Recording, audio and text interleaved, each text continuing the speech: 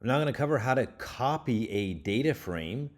So this will show you how to create an entire new copy in your computer's memory. So it'll have the same data but in separate locations. The data frames will not be associated with one another. So I'm going to read in a simple data set that we've done before. And some people think that if you make a new variable name, that you will create a copy, but this is not the case. So here I'm creating df1 and I'm assigning it to df.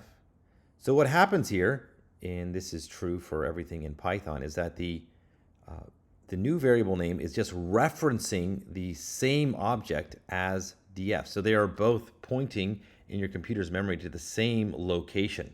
So df and df1 are, they reference the same underlying data frame. They just have different names. It's no different than, say, referencing someone by two different names. So for me, for instance, people call me Ted or Teddy or even Theodore is my full name. So I have multiple different names that you can reference me by, but I'm still a single person, right? So there's not a copy of me. I'm one person that can be referenced by multiple names. Just like this data frame is a single data frame, and now it's referenced by two different names, df and df1.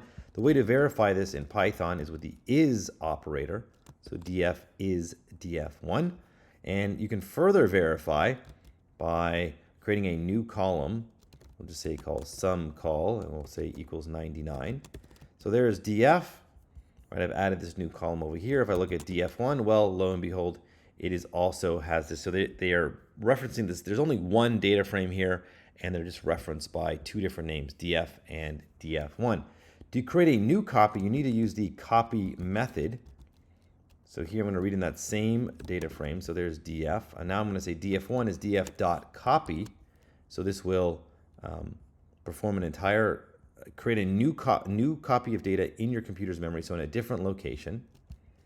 Let me run that. So if I say df is df1, is this true? This is not true anymore, and then you can just verify.